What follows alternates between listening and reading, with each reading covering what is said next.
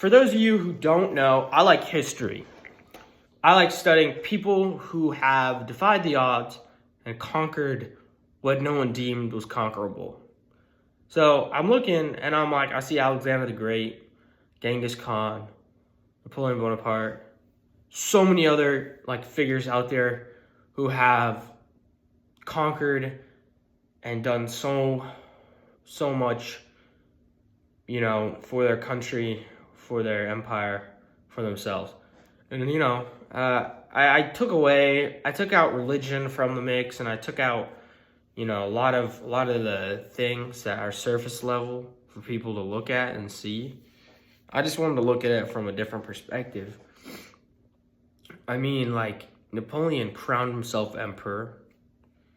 Genghis, he united nomadic tribes that were fighting all the time. And he ends up, shout out to Genghis here, he ends up taking the most land-based an empire has ever seen. It was stretching from Korea to Eastern Europe and down to the Mediterranean. All land-based. And then Alexander, he seems almost like a myth. Alexander the Great. It almost seems like just a myth you would learn in school. Some ancient Greek, he wasn't Greek, but just an ancient, story you would hear of what he was able to do and his mind. And it definitely interests me as a male because they're all guys as well. They're just born in a different time period. They're nothing special. They're not divine. They're not, they're not, you got to realize they're just normal dudes who had a plan and executed it and thought things through and were smart about what they did. Genghis, the Mongols themselves, they when I was reading and doing my research a bit, they adapted too. They weren't just on cavalry. First of all, they got a warrior background because when you grow up in the terrain they grew up in, you got to learn how to survive on your own. So those guys were already natural survivalists. Add horseback, their skilled archery, the toughness. They can travel 60 to 100 miles a day on horseback, easily taking over, villages and whatnot. There's a lot more that goes into it than just that. But they learned siege tactics from the Persians. They built a navy to fight China.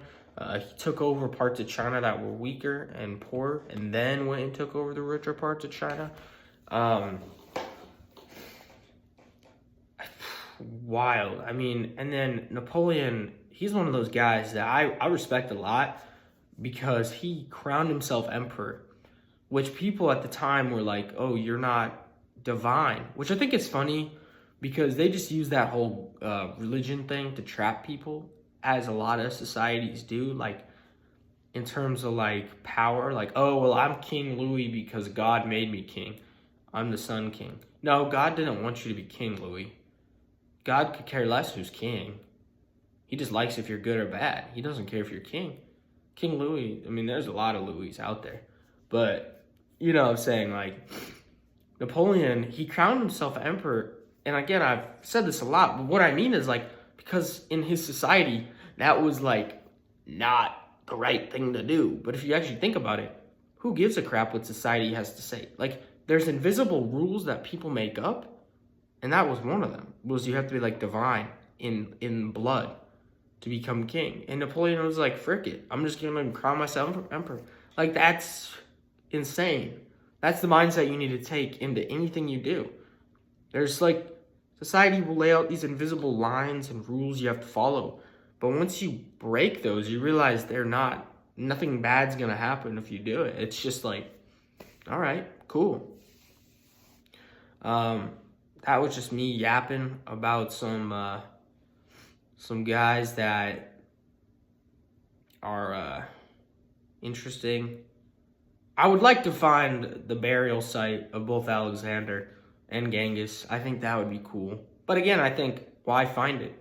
Their legacy lives on to this day. So finding their bodies wouldn't really matter unless you put them in a museum. But they don't need to be found. Their legacy lives on. They live on to this day. Very interesting. And I mean, I'm probably part Genghis Khan as well. He's I know there's a crazy statistic. There's a crazy statistic. Wow, I can't speak right now. But I think like 1/3 of males or something, or like 1/16. I know that's the math is going everywhere, but a lot of people related to Genghis, which I think is funny, because like maybe I'm related, probably somehow. The blood in my veins related, so that's cool. That's a cool thought for sure.